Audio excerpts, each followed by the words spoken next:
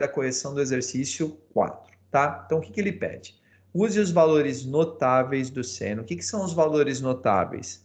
São lá os ângulos de 30, 45 e 60. Ele está falando para usar aquela tabelinha do 1, 2, 3, 3, 2, 1.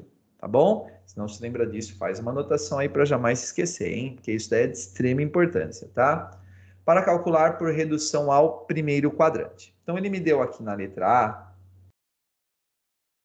um arco, ele pediu para eu calcular o seno desse arco. Então, ele quer saber qual é o seno do 5π sobre 6. O que eu tenho que fazer primeiro? Conforme a gente fez lá no exemplo de sala, tá? Tem que fazer o círculo. Tá? E por que é importante o círculo? Para eu saber em que quadrante eu estou, tá? Você pode transformar isso daqui para graus, sem problema nenhum. Lembrando que aqui é o eixo dos senos. Aqui é o eixo dos cossenos, mas em um primeiro momento você não vai precisar dos graus. O que você precisa? Você precisa saber que a volta começa no 0 e termina no 2π, mas eu não vou usar o 2π, eu vou usar o 12π sobre 6. Por quê? Se eu tenho uma fração de denominador 6, eu vou precisar trabalhar aqui no círculo com as indicações das frações com denominador 6. E no caso do final de uma primeira volta, o valor é 2π, significa que na fração o número de cima é o dobro do de baixo, tá? Aqui no lugar do π eu vou ter o 6π sobre 6, porque se cancelar o 6, sobra só o π, tá? Bom, aqui é 0, aqui é 6π, então eu sei que o 5π vem antes do 6π, tá? Eu só preciso saber se eu vou estar no segundo ou no primeiro quadrante. Então eu vou precisar ter conhecimento do ângulo desse ponto aqui.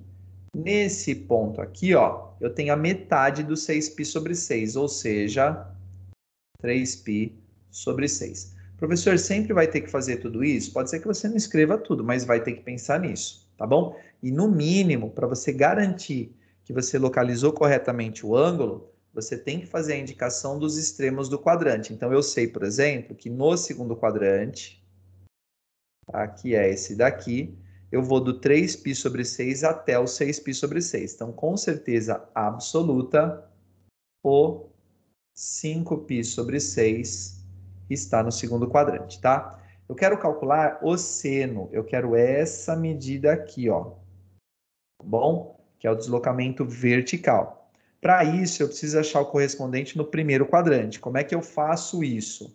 Tá? Opa, pera lá que eu peguei a ferramenta errada. Deixa eu só deslocar aqui. Para isso, eu tenho que achar o arco correspondente no primeiro. Qual que é o arco correspondente no primeiro? É exatamente igual à distância que eu percorro entre o ângulo e o eixo horizontal. Então, ó, aqui eu estou no 5π sobre 6, aqui é 6π sobre 6. Essa medida aqui, ó, é de π sobre 6, tá? Esse valor é exatamente o arco no primeiro quadrante. Tudo bem? Então, eu tenho que fazer isso para descobrir o correspondente no primeiro. Aí, o que eu sei? Que o seno de π sobre 6 é essa medida aqui. O que eu posso falar do seno do 5π sobre 6 e o seno do π sobre 6? Eles são absolutamente iguais, tá? Os dois são para cima, os dois têm a mesma medida. Então, o seno de 5π sobre 6 é igual ao seno de π sobre 6.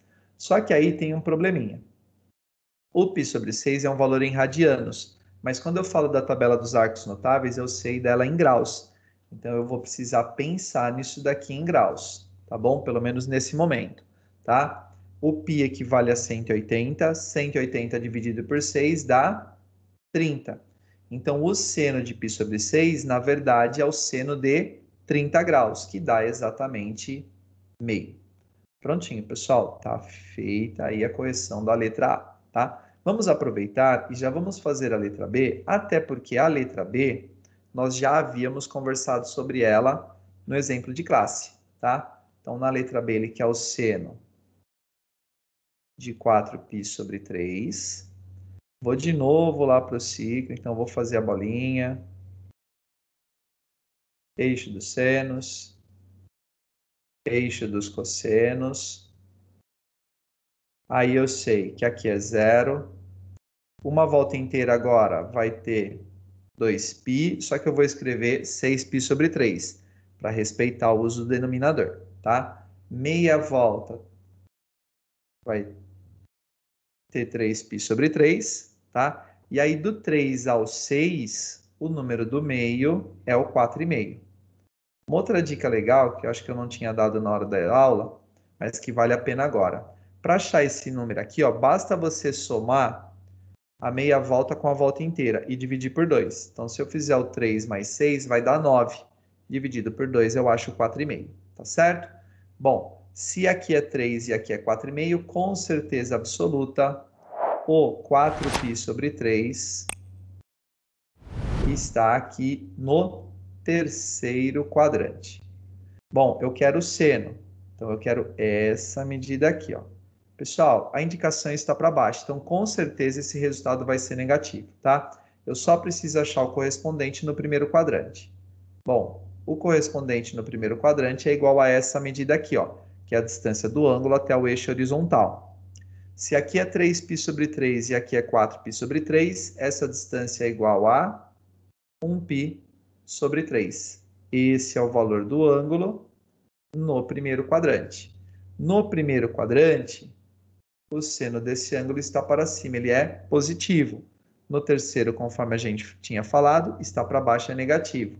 Então, o seno de 4π sobre 3 é o oposto do seno de π sobre 3. Mais uma vez, eu preciso ter conhecimento desse valor em graus. Bom, o π equivale a 180. 180 dividido por 3 dá 60.